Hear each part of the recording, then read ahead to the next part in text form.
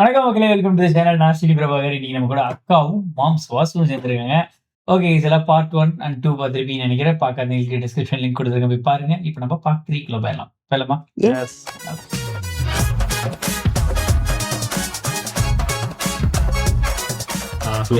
ഇത് റബ്ബറാ? ജോർജോട്ടി എന്താ ആ ഷീറ്റ് മോഹൻചേട്ടനെ കൊടുത്തിട്ട് ഇങ്ങോട്ട് വാ. എത്ര വേളതാ പാപ്പാ ഇവര്? ഒരു കല്യാണം ഉറപ്പിച്ചിട്ട് ഇങ്ങനെ നടന്നാ മതിയോ? നീ കാര്യം പറ. വിളിക്കേണ്ട ബന്ധുക്കളുടെ ലിസ്റ്റ് എടുക്കണ്ടേ? നീ എടുത്തോ. എനിക്ക് പിന്നെ അങ്ങനെ ഒന്നുമില്ലല്ലോ. എനിക്ക് വിളിക്കാനുള്ളത് കുറച്ച് സുഹൃത്തുക്കളെയും നാട്ടുകാരെയും പിന്നെ തിയേറ്ററിലെ പിള്ളേരെയും. എന്റെ ബന്ധുക്കളെ എല്ലാം നേരിട്ട് വിളിക്കാം. അതിന്റെ ഒന്നും ആവശ്യമില്ല.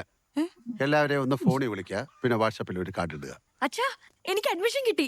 ഇടുക്കി. Thank you. എവിടെ എവിടെ കാണിക്ക്. എന്താ അല്ല അഡ്മിഷൻ അതിന് വായിക്കാൻ പറ്റുമോ? ഹലോ, ഞാൻ ചാക്കോച്ചനാണ്. ചെറിയൊരു രസമുണ്ടായി. എന്താ? രണ്ടുപേരും ഇവിടെ വന്നു കല്യാണം മുടക്കാൻ. എല്ലാരോടും പറയാലോ, ഗ്രൂപ്പിലിടാം. ഒരു ജീപ്പിലാ വന്നത്. ഇത് വലിയ ഒരാളെ ഇറങ്ങിയില്ല. ഞാൻ നല്ലത് പറഞ്ഞു വിട്ടിട്ടുണ്ട്. അവര് ആരാന്നെന്തെങ്കിലും? അവരെ ഫോൺ എടുത്ത് ഫോട്ടോ എടുക്കാൻ തുടങ്ങിയപ്പോ അയാൾ ഓടിച്ചെന്ന് ജീപ്പിൽ കയറി. ആ ഫോട്ടോയും ജീപ്പിന്റെ ആ ശരി, എന്നാ ശരി. இப்போ 10 ரூபா நினைக்கிறேன். ஏய், இவருக்கு இன்ட்யூஷன்ல இருந்தது இல்லடா, ரெண்டு பேரு. இது ஒண்ணு. இன்னொரு சகாதேவன். இந்த நம்பர் வச்சு பிடிச்சிடலாம். இந்த வண்டி பார்த்தாலுமே அவருக்கு தெரிஞ்சிருக்கும்ல. നമുക്ക് അടുത്ത മാസത്തെ സെഷൻ ഒരു ഡിസംബർ 10 വെക്കട്ടെ. ഓക്കെ ഓക്കെ അല്ലേ? Okay, thank you doctor. அந்த பொண்ணு வருமா? ரிப்போர்ட்டரா? அஞ்சனா போட்டோ எடுத்துக்கோங்க. இல்ல இல்ல, அவங்க அப்பா தான் வராரு. ഡോക്ടറെ, ഒരു 10 മിനിറ്റ് വെയിറ്റ് ചെയ്യ്, ഞാൻ വിളിക്കാം. അയ്യോ, ഞാൻ കൺസൾട്ട് ചെയ്യാൻ വന്നതല്ല, ഒരു ഫയല് മേടിക്കാൻ വന്നാ. ഫയലോ? ആ, പോലീസാ. എന്ത് ഫയല്? അഞ്ജു ജോർജിന്റെ ഫയല്. ഏത് അഞ്ജു ജോർജ്? എന്റെ ഡോക്ടറെ, എനിക്ക് നാടകം കളിക്കാനൊന്നും സമയമില്ല. ജോർജ് കുട്ടിയുടെ മോള് അഞ്ജു. കോടതിയുടെ ഉത്തരവില്ലാതെ? നിയമമൊക്കെ എനിക്കും അറിയാം ഡോക്ടറെ. പറഞ്ഞല്ലോ, അതിനൊന്നുള്ള സമയമില്ല. സോറി, അതില്ലാതെ എടുത്തു തരാൻ പറ്റില്ല. നിന്നേ ஏய், நோ. Never. ഡോക്ടർ പണിയൊന്നും മിണ്ടരുത്, പൂളിക്കളയും ഞാൻ. ഡോക്ടറായിട്ട് അത് എടുത്തു തന്നാ അത് മേടിച്ചോണ്ട് ഞാനങ്ങ് പോവും.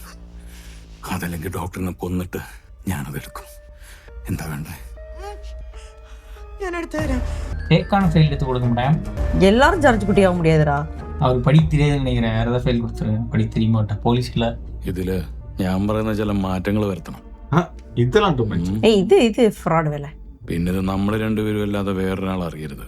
ആരോടെങ്കിലും പറഞ്ഞ് സ്മാർട്ടാകാൻ നോക്കിയാ സെന്റ് മേരീസ് കോളേജിൽ പഠിക്കുന്ന ഡോക്ടറിന്റെ മകള് ഒരു ദിവസം വീട്ടിൽ വന്നില്ല എന്ന് വരും. கண்ணு என்ன பண்ணி ரெட் கலர்ல மாத்தி போதை பொருள். சரக்கடிச்சு அப்படி இருக்காரா? ഞാൻ ആരോടും പറയില്ല. அது ஓகேப்பா, நம்ம காமிக்கும் போது இப்படி காமிக்கிறாங்க பாரு, எந்த அளவுக்கு. ஆக்சுவலி இவன் அந்த கோர்ட்லயே கொடுத்தாலும் செல்லாது. പേഷ്യന്റ് ഡോക്ടർ പ്രിവിലേജ് ഇപ്പോഴും എന്റെ വിറയിൽ മാറിയിട്ടില്ല ജോർജ് കുട്ടി. അതാരാണെന്ന് എന്തെങ്കിലും ഒരു സൂചന ആരാവും? ആരാന്നൊന്നും എനിക്കറിയത്തില്ല. പോലീസാന്നാ പറഞ്ഞ്. പോലീസ് ഷൂവും കാക്കി പാന്റും.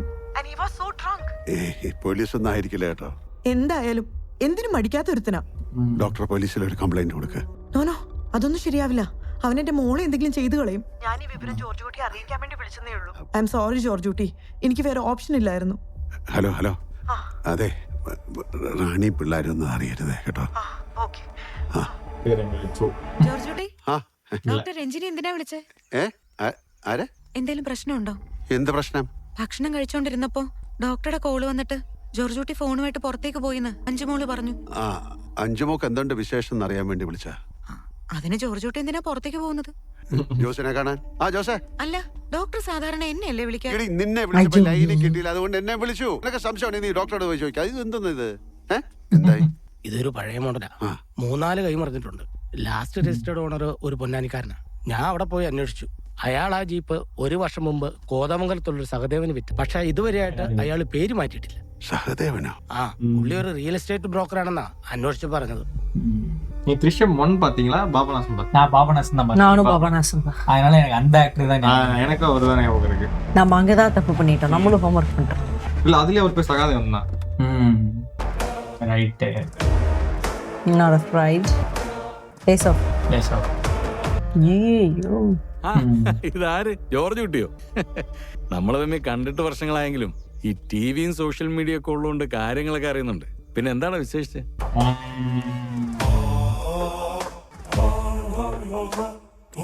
മോള ഇന്റർവ്യൂ എടുക്കുന്ന പാത്തിരുപ്പാറില്ല. സഹദേവ, ഞാനായിട്ട് നിന്നെ ദ്രോഹിച്ചിട്ടില്ല. നിന്റെ ജീവിതത്തിൽ ഉണ്ടായത് നീയായിട്ട് വരുത്തി വെച്ചതാ. നിന്റെ ഉദ്ദേശം എന്താണെന്ന് എനിക്ക് മനസ്സിലായി. എന്നെ നീ എങ്ങനെ വേണേലും ഉപദ്രവിച്ചോ, പക്ഷെ എന്റെ കുടുംബത്തെ ഉപദ്രവിക്കുന്നത് ഞാൻ നോക്കി നിൽക്കില്ല. പേടിപ്പിക്കാടാ. അല്ല നീ ആരാണെന്ന് നിന്റെ വിചാരം? ആ ചെറുക്കനെ കൊന്ന കേസിൽ നിന്ന് നീയും കുടുംബം രക്ഷപ്പെട്ടത് ഭാഗ്യത്തിന്റെ പുറത്താ. അപ്പൊ കുറെ നാറിയ ചാനലുകാര് നീ എന്തോ കൊമ്പത്താളാണെന്ന് പറഞ്ഞ് നിന്നെ പൊക്കി അങ്ങ് വെച്ച്. അത് കണ്ട് നീ നകളിക്കല്ലേ. കളിക്കാൻ അറിയാവുന്നവന്റെ കൂടെ നീ കളിച്ചിട്ടില്ല. ഇന്ന് നീ കളിക്കാൻ പോകുന്നത് എന്നോടാ. പെൺകുട്ടികളുടെ കല്യാണം മുടക്കിയിട്ടാണോടാ നിന്റെ കളികള്? പക്ഷെ എനിക്ക് അത്ഭുതമില്ല സഹദേവ. പണ്ട് നീ ഇതുപോലുള്ള തരം താണ കളികൾ കളിച്ചിട്ടുണ്ട്. നിന്നിൽ നിന്ന് ഇതിൽ കൂടുതൽ ഒന്നും ഞാൻ പ്രതീക്ഷിക്കാം. ജയിക്കാൻ വേണ്ടി എന്ത് തരം താണ കളിയും കളിക്കുന്നവനാ ഞാൻ. അതുകൊണ്ട് നീ സൂക്ഷിച്ചോ. നിന്റെ മകളെ ഈ നാട്ടിൽ നിന്ന് പറഞ്ഞു വിട്ടിട്ട് നീ സമാധാനമായിട്ട് ഇവിടെ ജീവിക്കുന്ന എനിക്കൊന്ന് കാണണം. ஆஸ்திரேலியாவில் கூட லிங்க் இருக்கு அவருக்கு. துபாயில் லிங்க் ஜாஸ்தி இருக்கும் வாய்ப்பு இருக்கு. கேரளால 17 டிஸ்ட்ரிக்டா, 18வது டிஸ்ட்ரிக்ட் துபாய் தான். അത് നടക്കും തോന്നുന്നില്ല ജോർജ് കുട്ടി. ഈ കോള് ടാപ്പ് ചെയ്യാന്ന് പറഞ്ഞു കഴിഞ്ഞാൽ ഒരാളുടെ നമ്പറും ഡീറ്റെയിൽസും ട്രാക്ക് ചെയ്യണ പോലെ അല്ല. മോളുടെ കല്യാണം കഴിയുന്നവരെ അവരുടെ നീക്കങ്ങളൊന്നും അറിയാനാ. അത്രേ ഉള്ളൂ. എനിക്ക് ഉറപ്പില്ല. ഞാനൊന്ന് ശ്രമിച്ചു നോക്കാം. പിടിച്ചവന്മാരുടെ പണി പോണ കേസാ. അല്ല ജോർജ് കുട്ടി, ഇവനൊക്കെ ഇത്ര പേടിക്കേണ്ട കാര്യമുണ്ടോ? ഞാൻ ആരെയും ചെറുതായി കാണാറില്ല. നീർക്കോലി കടിച്ചാലും അത്താഴം മുടങ്ങില്ല സാർ. யாரையும் இன்ட்ரெஸ்ட் பண்ணக்கூடாது. அதுலதான் நம்மளுக்கு இங்க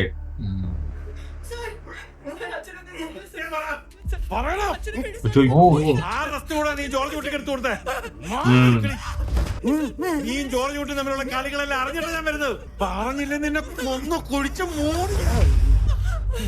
அவ்வளோ செத்துட்டாருன்னா முங்க முடியும்.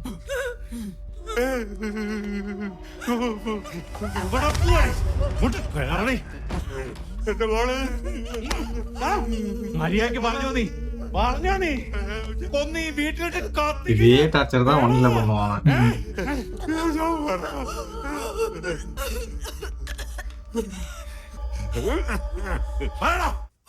ഇനി പൈകയിലുള്ള ബാബുചായൻ.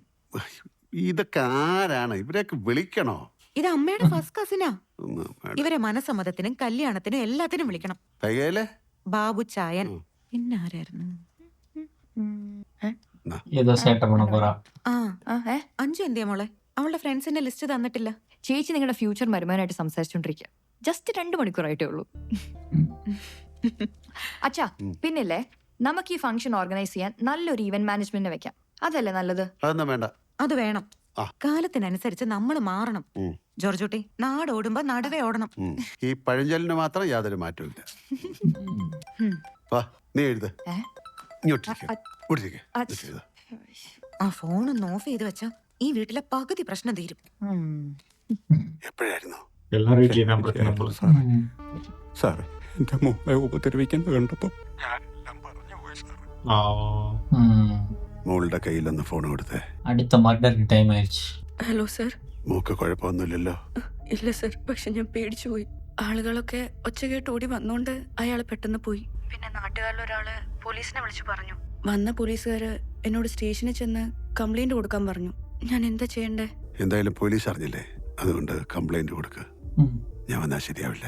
ഞാൻ ആരെങ്കിലും വിടാം. വേണ്ട സർ, അമ്മ എത്തിയിട്ട് ഞാൻ അമ്മയും കൂട്ടി പോയിക്കോളാം.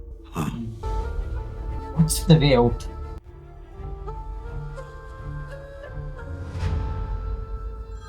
Good evening sir. Good evening. എന്താ ഫിലിപ്പേ? സാർ, ഒരു ഇൻട്രസ്റ്റിംഗ് ഡെവലപ്മെന്റ് ഉണ്ട്. ഫിലിപ്പേ, അവനെ എനിക്കൊന്ന് കാണണം കേട്ടോ. വേണ്ട വേണ്ട, ഓഫീസിലേക്ക് കൊണ്ടുവരണ്ട. ഒരു കാര്യം ചെയ്യും, ഗസ്റ്റ് ഹൗസിലേക്ക് കൊണ്ടുപോവാ. ശരി സാർ. പിന്നെ നമ്മൾ രണ്ടുപേരും മാത്രം പറഞ്ഞാൽ മതി. ഓക്കെ? ஆஹா, அண்டர் கிரவுண்ட் ப்ராஜெக்ட் பண்ண போறாங்களோ? இது எப்ப பண்ணாலும் அண்டர் கிரவுண்டா தான் பண்றாங்க. എന്താ നിന്റെ ഉദ്ദേശം? പോലീസാണെന്ന വ്യാജേന നീ പലയിടത്തും പോയി അന്വേഷണം നടത്തുന്നതായി ഞങ്ങൾക്ക് വിവരം കിട്ടിയിട്ടുണ്ട്. അതെന്തിനാന്നാ ചോദിച്ചത്? പോലീസാണെന്നൊന്നും ഞാൻ ആരോടും പറഞ്ഞിട്ടില്ല സാറേ. പിന്നെ ചില കാര്യങ്ങൾ അന്വേഷിച്ചെന്നുള്ളത് നേരാ. നീ എന്താ ഈ അന്വേഷിക്കുന്നത്? സാറിനതറിയാലോ, പിന്നെ തന്നെ ചോദിക്കുന്നേ. ചോദിച്ചാൽ ഉത്തരം പറയടാ. വരുണ്ട ബോഡി ജോർജ് കുട്ടി അങ്ങോട്ടാ മാറ്റിയതെന്ന്. ഓഹോ, എന്നിട്ട് കണ്ടുപിടിച്ചോ? ഒരു വീട്ടിൽ കയറി മരിക്കാൻ കിടക്കുന്ന ഒരു മനുഷ്യനെയും അയാളുടെ മകളെ ഉപദ്രവിച്ചു എന്ന് പറഞ്ഞ് നിനക്കെതിരെ ഒരു കംപ്ലൈന്റ് കിട്ടിയിട്ടുണ്ട്. അവരാരാ? എന്തിനാ നീ അവരെ ഉപദ്രവിച്ചത്? ഇവർ കഷ്ടപ്പെട്ട് കണ്ടുപിടിക്കാറ്, അവർ ഈസിയാ കേൾക്കുന്നത്. അവനോട് സംസാരിച്ചിട്ട് കാര്യമില്ല. ഒരു പെൺകുട്ടിയല്ലേ കംപ്ലൈന്റ് കൊടുത്തിരിക്കുന്നത്? അതെ സാർ. BNS 74 ചാർജ് ചെയ്ത് അകത്തിട്ടേരാ. என்னாச்சு? அவங்க போன் நீ வர வச்சுட்டாரோ? இல்ல, நியூஸ்லாம் வந்து பாத்துட்டு வந்திருப்பாரு நினைக்கிறேன். இல்ல, நியூஸ்க்காக வந்த மாதிரி தெரியல. ഒരു 5 മിനിറ്റ് സ്പെയർ ചെയ്യാമോ സാർ? ഇതാരാ നോക്കി? ഇതൊക്കെ മനസ്സിലായില്ലേ? IG Thomas Bastin. How are you doing, Gita? அவங்கள என்னால அப்படி பார்க்க முடியவில்லை. சிங்கம் மாதிரி இருந்தாங்க. മീര, ഗീത ഭക്ഷണം വല്ലതും കഴിച്ചോ? നിർബന്ധിച്ചപ്പോ കുറച്ച് കഴിച്ചു സർ. ശരി, എന്നാ ഞാൻ പിന്നെ വിളിക്കാം. All for a stupid guy who did stupidity. അന്ന് ഓന്റെ കർമ്മങ്ങളൊക്കെ കഴിഞ്ഞ് മടങ്ങുമ്പോൾ ഇനി US ചെന്ന് പുതിയൊരു തുടക്കം എന്ന് കരുതി ഞാൻ. പക്ഷെ എനിക്ക് തെറ്റി. അവൾക്ക് വേണ്ടി ഒന്നും ചെയ്തില്ല, ഞാൻ അവളുടെ കൂടെ നിന്നില്ല എന്നൊക്കെ പറഞ്ഞ് കരയാൻ തുടങ്ങി. പിന്നെ എന്നോടുള്ള സംസാരം കുറഞ്ഞു വന്നു. പുറത്തിറങ്ങാതെയായി, വീട്ടിൽ വരുന്നവരോട് പോലും സംസാരിക്കാതെയായി. ഞാൻ പല സൈക്കാട്രിസ്റ്റിനെയും കാണിച്ചു. മെഡിക്കേഷനൊന്നും അവള് തയ്യാറല്ലായിരുന്നു. സ്വന്തം മകന് നീതി വാങ്ങിക്കൊടുക്കാൻ കഴിയാത്തതിലുള്ള കുറ്റബോധവും അവന്റെ കാര്യത്തിൽ സ്വന്തം അച്ഛനായി ഞാൻ പോലും കൂടെ നിന്നില്ല എന്ന ചിന്തയുമാണ് ഗീത ഈ അവസ്ഥയിലാക്കിയതെന്നാണ് ഡോക്ടേഴ്സ് പറയുന്നത്. എനിക്കിനി ആരുമില്ല ബാസ്. അവളോട് കൈവിട്ടു പോയാൽ ഞാൻ ആർക്കും ഒരു ദ്രോഹവും ചെയ്തിട്ടില്ല. എന്നിട്ടും എനിക്ക് കിട്ടിയതെന്താ? അപ്പൊ അതിലൊന്നും വലിയ കാര്യമില്ല എന്ന് എനിക്ക് മനസ്സിലായി. എനിക്കിനി ഒറ്റ ലക്ഷ്യമേ ഉള്ളൂ, എങ്ങനെ തെളിയിക്കപ്പെടണം. அவங்க அம்மாவும் பையனும் சரியில்லைல்ல. ഈ സംസ്ഥാനത്ത് അമ്മ നല്ല പറ്റാത്ത കാര്യമാണ്. ஏன் சரி கிடையாது. அவங்க அம்மாவுமே வந்து கொஞ்சம் அவங்க அம்மா சென்டிமெண்ட்ஸ்ல பண்றாங்க. அது கூட நம்ம கொஞ்சம் எடுத்துக்கலாம். അതാണ് സാർ അയാളുടെ ക്വാളിഫിക്കേഷൻ. ഈ സംസ്ഥാനത്ത് പോലീസിന്റെ കഴിവിനെ ഞാൻ ഒരിക്കലും കുറച്ച് കാണില്ല. എന്റെ ഭാര്യയും നിങ്ങളുടെ കൂട്ടത്തിൽ ഒരാളായിരുന്നില്ലേ? ലുക്ക്, ഈ സഹദേവന് ആ ഫാമിലിയോട് തീർത്താൽ തീരാത്ത പകയുണ്ട്. ആ 2 കുട്ടികളുടെ മൊഴിയാണ് അയാളുടെ ജോലി പോകാനുള്ള പ്രധാന കാരണം തന്നെ. പിന്നെ of course his violent nature. He is not the kind of person you can trust, Mr. Prabhakar. He is a loose character, he is a loose cannon, he is a rock. അതുകൊണ്ട് തന്നെയാണ് ഞാൻ അയാളെ തിരഞ്ഞെടുത്തത്. നിയമത്തിനും നിയമപാലകർക്കും പരിമിതികളുണ്ട്. ആ പരിമിതി സഹദേവനില്ല. ഇത് വിട്ടുകളയാൻ നമ്മൾ തീരുമാനിച്ചതല്ലേ, പിന്നെ എന്തിനാ? I lost my son. Now I am losing my wife. എനിക്ക് ഗീതയെ എങ്ങനെയെങ്കിലും തിരിച്ചു പിടിക്കണം. അതിനുവേണ്ടി ഞാൻ എന്തും ചെയ്യും. എല്ലാം ഞങ്ങൾ ജീവിക്കുമ്പോൾ അതിനെല്ലാം കാരണക്കാരായവർ ഒന്നും സംഭവിക്കാത്തതുപോലെ ഇങ്ങനെ നടക്കുന്നത് ഉൾക്കൊള്ളാനാവുന്നില്ല. இவங்க யூடியூப் வீடியோலாம் ரிலீஸ் பண்ணி വേദന അവരറിയണം. അത് ഞാൻ അറിയിക്കും. അവര് ശിക്ഷിക്കപ്പെടണമെന്ന് നിങ്ങളും ആഗ്രഹിക്കുന്നുണ്ടെന്ന് എനിക്കറിയാം. താങ്കൾക്ക് എന്റെ കൂടെ നിന്നൂടെ? ആ കേസ് അന്വേഷിച്ച ഉദ്യോഗസ്ഥൻ എന്ന നിലയിലും ഗീതയുടെ അടുത്ത സുഹൃത്ത് എന്ന നിലയിലും ആ ആഗ്രഹം എനിക്കുമുണ്ട്. പക്ഷെ അതിന് സഹദേവനെ പോലുള്ള ഒരാളെ കൂട്ടുപിടിക്കാൻ അവിടെയാണ് എനിക്ക് ഡിസഗ്രിമെന്റ്. നിങ്ങളെക്കാൾ കൂടുതൽ സഹദേവനെ എനിക്കറിയാം. He's my responsibility. അവന് വേണ്ടത് പണമാണ്. അതുകൊണ്ട് തന്നെ ഞാൻ പറയുന്നതിനപ്പുറം അവൻ പോവില്ല. കുറച്ച് നാളായി ഞങ്ങൾ ജോർജ് കുട്ടിയുടെ പിന്നാലെ ഉണ്ട്. സാറ് അവന് പറയാനുള്ളത് എന്താണെന്നൊന്ന് കേൾക്കണം പ്ലീസ്. சகாதேவனை மட்டும் மீனாம அந்த 2 பொண்ணும் பாத்துச்சுன்னு வச்சுக்கேன். அவளுக்குலாம் பேனிக் அட்டாக் மறுபடியும் வந்துரும். அந்த அளவுக்கு குடும்பம் பண்ணிருக்காங்க. போகிமேன். எனக்கு அவரை பார்த்துட்டு இந்த இந்த இது வந்துட்டு எனக்கு இது பண்ண முடியல. அவர் இருந்து அவரை நடிக்க வச்சிருப்பாங்களோ. നിന്നോട് ആരുടെ ഇരിക്കാൻ പറഞ്ഞ? அப்பவே இவர் சொன்னாதான் பயந்திருக்கிறாரு. റാങ്ക് ഡിഫറൻസ് ഇருக்கு. സഹദേവൻ കണ്ടെത്തിയ കാര്യങ്ങൾ സാറിനോട് പറ. ജോർജ് കുട്ടിക്ക് അസ്ഥി കൂടെ എടുത്തു കൊടുത്താണ് ഞാൻ കണ്ടുപിടിച്ചു. അവനത് കൺഫ്യൂസ് ചെയ്തു. ആരാ? ഒരു പത്രം പള്ളി സെമിത്തേരിയിൽ കുഴിവെട്ടിയ ആരുടെ അസ്ഥി കൂടാണ് എടുത്തു കൊടുത്തതെന്ന് അവൻ പറഞ്ഞു. പിന്നെ വരുണിന്റെ അസ്ഥികൾ ജോർജ് കുട്ടി എങ്ങോട്ടാണ് മാറ്റിയെന്നുള്ള ഏകദേശം രൂപം എനിക്ക് കിട്ടി. പക്ഷെ അതൊന്നും ഉറപ്പിക്കുന്നതിന് മുമ്പ് സാറിനെ അവിടെ എത്തിച്ചില്ലേ? നീ സാറിനോട് കാര്യം പറ. പൊന്തമ്പുഴ റിസർവ് ഫോറസ്റ്റിന്റെ ബൗണ്ടറിയിലുള്ള ഈ പത്രോടെ വീടിനടിയിലുണ്ട്. പക്ഷെ അത് പത്രോടെ അറിവോടെയാണെന്ന് ഞാൻ കരുതുന്നില്ല. നിനക്കെങ്ങനെ തോന്നാൻ കാരണം? സാറേ, കോട്ടയത്ത് നിന്ന് വരുണിന്റെ അസ്ഥികളുമായിട്ട് ജോർജ് കുട്ടി പോയ റൂട്ട് സാറിന് അറിയാലോ. റിസർവ് ഫോറസ്റ്റിന്റെ ബൗണ്ടറിയില് ഈ പത്രോടെ വീടിരിക്കുന്ന 20 സെന്റ് സ്ഥലം അത് വാങ്ങിയിരിക്കുന്നത് ജോർജ് കുട്ടിയാണ് 5 കൊല്ലം മുമ്പ്. അതും ഈ പത്രോടെ പേരില്. കൃത്യമായിട്ട് പറഞ്ഞ പത്രോ ഒരു അസ്ഥി കൂടെ എടുത്ത് ജോർജ് കുട്ടിക്ക് കൊടുത്തതിന് ശേഷം അധികം താമസിയാതെ ജോർജ് കുട്ടി ആ സ്ഥലത്ത് ഒരു വീടിന്റെ തറ പണിതിട്ട് പിന്നീട് വരുണിന്റെ അസ്ഥി കിട്ടിയപ്പോ അതവിടെ കൊണ്ട് കുഴിച്ചിട്ടു. ഈ പത്രോടെ ഇളയ മകള് നേഴ്സിംഗ് പഠിച്ചത് അവന്റെ ചെലവില്ല, ജോർജ് കുട്ടിയുടെ. അവൾക്ക് പിന്നെ വിദേശത്ത് ഒരു ജോലി ശരിയായി കഴിഞ്ഞപ്പോ അവളെ കൊണ്ട് ഒരു ഹൗസിംഗ് ലോൺ എടുപ്പിച്ച് സോഴ്സ് കാണിക്കാൻ. അത് കഴിഞ്ഞ് വീടിന്റെ ബാക്കി പണി കൂടെ പൂർത്തിയാക്കിയിട്ട് ഇവരെ അങ്ങോട്ട് മാറ്റി താമസിപ്പിച്ച്. എല്ലാത്തിനും കാശ് ചെലവാക്കിയിരിക്കുന്നത് ജോർജ് കുട്ടിയാ. പക്ഷെ രേഖകളിലൊന്നും അവന്റെ പേരില്ല. പക്ഷെ എനിക്ക് ഉറപ്പുണ്ട് സാറേ, ഇതിനെല്ലാത്തിനും തെളിവുണ്ടാക്കാൻ പറ്റും.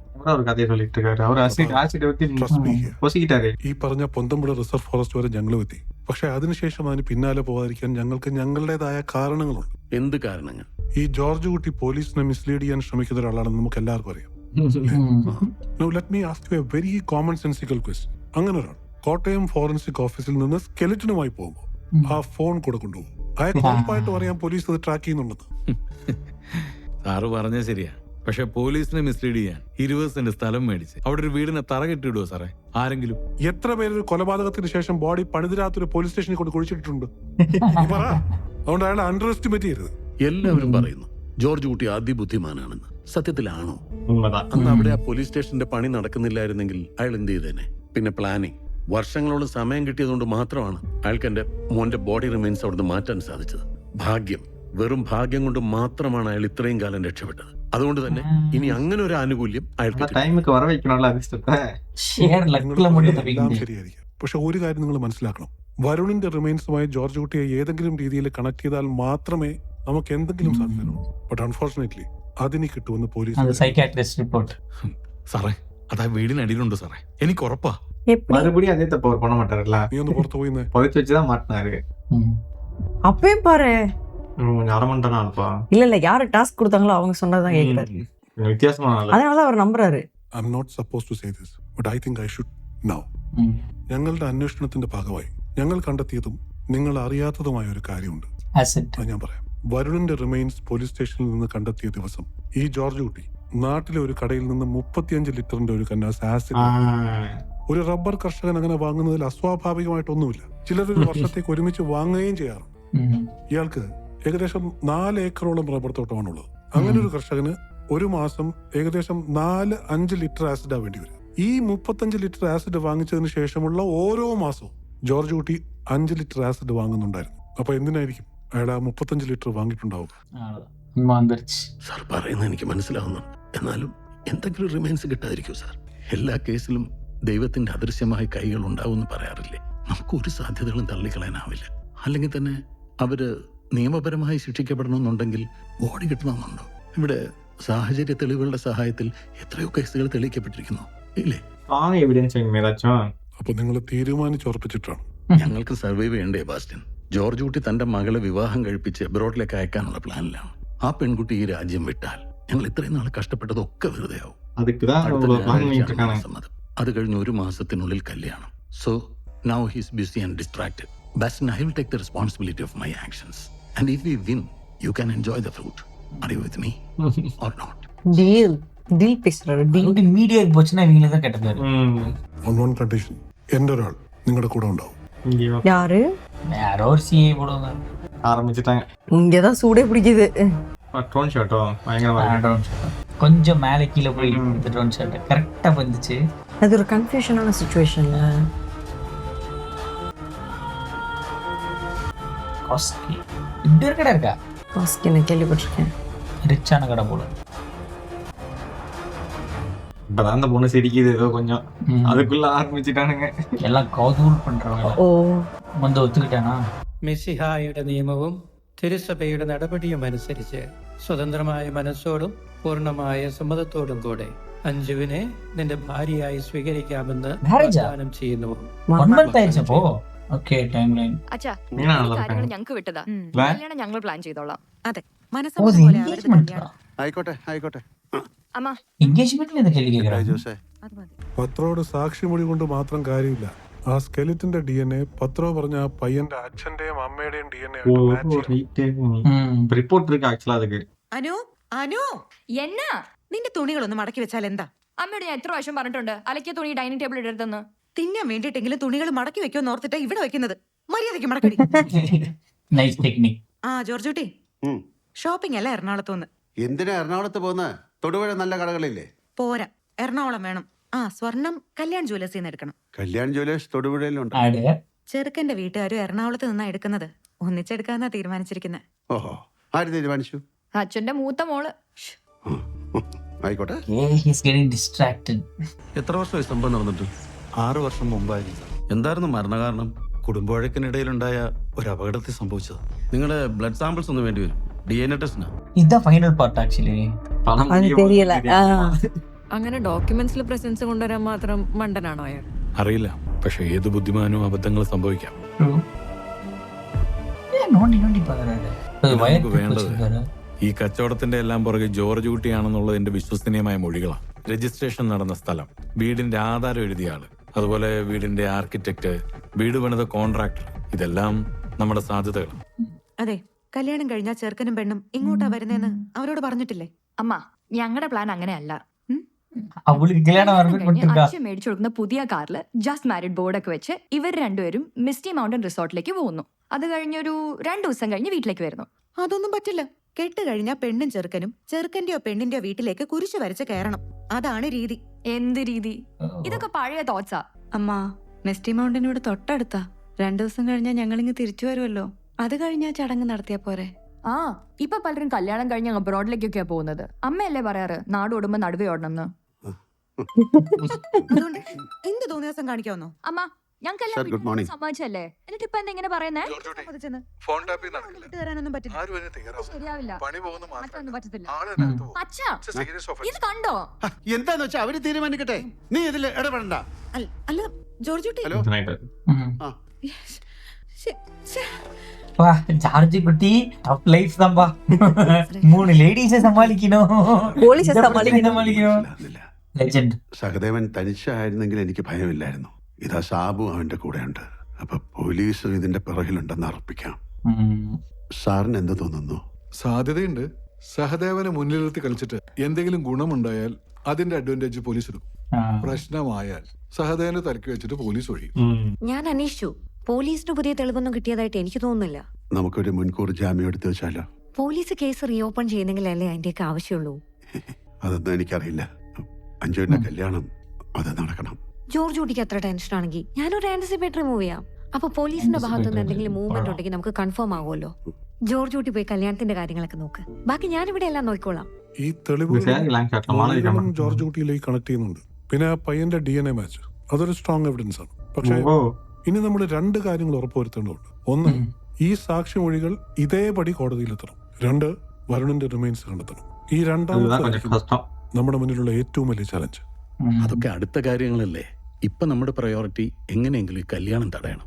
പഞ്ചായത്ത് പോകണം, അவ்வளவுதான். നമ്മുടെ നീക്കങ്ങളെ കുറിച്ച് അയാൾക്ക് എന്തൊക്കെയോ സംശയങ്ങളുണ്ടെന്ന് തോന്നുന്നു. ജോർജ് കുട്ടിയുടെ ഭാഗത്തുനിന്ന് ഒരു ആന്റിസിപ്പേറ്ററി ബെയിൽ മൂവ് ചെയ്തിട്ട് അതിന്റെ ഇൻസ്ട്രക്ഷൻ അയാളുടെ പോലീസ് സ്റ്റേഷനിൽ ഇന്ന് എത്തിയിട്ടുണ്ട്. കേസ് റീഓപ്പൺ ചെയ്തോന്നറിയാനുള്ള ഒരു ശ്രമമാണത്. നോ ഇന്റന്റ് ടു അറസ്റ്റ് എന്ന് പറഞ്ഞ് അവരത് നാളെ തിരികെ അയക്കും. പക്ഷെ അവരെ കസ്റ്റഡിയിലെടുത്ത് ചോദ്യം ചെയ്യണമെങ്കിൽ പഴയ കേസ് റീഓപ്പൺ ചെയ്യേണ്ടി വരും. അങ്ങനെ വരുമ്പോൾ അവർ വീണ്ടും ആന്റിസിപ്പേറ്ററി ബെയിൽ മൂവ് ചെയ്യും. പിന്നെ നമ്മൾ എന്ത് ചെയ്യും? അതിനൊരു വഴിയേ ഉള്ളൂ. ഈ കല്യാണം 25-ാം തീയതി തിങ്കളാഴ്ചയാണ് അല്ലേ? അതെ. നമ്മള് 23-ാം തീയതി ശനിയാഴ്ച കേസ് റീഓപ്പൺ ചെയ്യുന്നു. അന്ന് തന്നെ പോയി അവരെ കസ്റ്റഡിയിലെടുക്കുന്നു. പിറ്റേ ദിവസം ഞായറാഴ്ച കോടതിയില്ല. പിന്നെ ഉള്ളത് കല്യാണ ദിവസമാണ്. അല്ലെങ്കിൽ തന്നെ ഒരു മുൻകൂർ ജാമ്യത്തിന് അപേക്ഷിച്ചാൽ അത് ലോക്കൽ പോലീസ് സ്റ്റേഷനിൽ ഇൻസ്ട്രക്ഷൻ എത്തി തിരിച്ചു കോടതിയിലെത്താൻ മിനിമം ഒരാഴ്ചയെങ്കിലും വേണ്ടി വരും. இந்த தப்பு தானே அவங்க பையனும் பண்ணாரு. அவங்க ஃபேமிலி போய் ruin பண்ணாரு. இப்ப அவங்க அப்பாவும் அதே தான் பண்றாரு. നിങ്ങൾ നിങ്ങളുടെ ഭാര്യ റാണി, മക്കൾ അഞ്ജു, അനു ഇപ്പൊ ഞങ്ങളോടൊപ്പം വരണം. എന്തിന്? വരുൺ കേസുമായി ബന്ധപ്പെട്ട് അത് ഹൈക്കോടതി റദ്ദാക്കിയതല്ലേ? ചില പുതിയ തെളിവുകളുടെ അടിസ്ഥാനത്തിൽ ആ കേസ് റീഓപ്പൺ ചെയ്തിട്ടുണ്ട്. എന്റെ ഭാര്യയും കുട്ടികളും ഇവിടെ ഇല്ല. അവരോട് പോയി ജോർജ് കുട്ടി, നിങ്ങൾ ഞങ്ങളോട് സഹകരിക്കുന്നതാണ് നല്ലത്. അത് തന്നെയാണ് എനിക്ക് പറയാനുള്ളത്. ഹലോ സർ, ഒരു പ്രശ്നമുണ്ട്. 41A നോട്ടീസ് സെർവ് ചെയ്യാതെ അവരെ അറസ്റ്റ് ചെയ്യാൻ പാടില്ലെന്നൊരു കോർട്ട് ഓർഡർ ഉണ്ട്. അങ്ങനെ ഒരു ഓർഡർ അവനെങ്ങനെ കിട്ടി? ആന്റിസിപ്പേറ്ററി ബെയിൽ ഡിസ്പോസ് ചെയ്തപ്പോ കോടതിയോട് റിക്വസ്റ്റ് ചെയ്ത് മേടിച്ചായിരിക്കാനാണ് വഴി. അങ്ങനെയാണെങ്കിൽ എന്റെ ഒരു കോപ്പി പോലീസ് സ്റ്റേഷനിൽ കിട്ടണ്ടേ? പോലീസിന് കിട്ടിയിട്ടില്ല. അതാ കോടതിയിലെ ലിയസൺ ഓഫീസർ അറിയിക്കേണ്ടത്. അതിനൊക്കെ കുറച്ച് സമയം എടുക്കും. എന്നാ പിന്നെ നോട്ടീസ് കൊടുത്തിട്ടങ്ങ് പോകാം സാറേ. അതൊന്നും ശരിയാവില്ല മിസ്റ്റർ പ്രഭാകർ. അവന് നമ്മുടെ ഗെയിം പ്ലാൻ മനസ്സിലായി. ഇനി സൂക്ഷിച്ച് നീങ്ങില്ലെങ്കിൽ ഡിപ്പാർട്ട്മെന്റ് ചോദ്യങ്ങളുണ്ടാവും. കോർട്ട് ഓർഡർ ഇല്ലാതെ എനിക്ക് എന്റെ കൂടെ നിൽക്കാൻ ഇനി പറ്റില്ല. മനസ്സിലായോ? Unfortunately, there are more loopholes than solutions in our legal system, Mr. Prabhakar. Let me think. அன்அஃபிஷியலா தூக்க போறாங்களா? அப்புறம் இவங்கள தான் தூக்கணும். ஆமா, அவருக்கு அட்வான்டேஜ் இது. തിങ്കളാഴ്ച ചോദ്യം ചെയ്യലിന് ഹാജരാവണമെന്ന് പറഞ്ഞ് നാളെ തന്നെ ഒരു നോട്ടീസ് കൊടുക്കുക. ഓഫ് കോഴ്സ് അവർ കോടതി പോകും. അവിടെ we have to play a really solid game.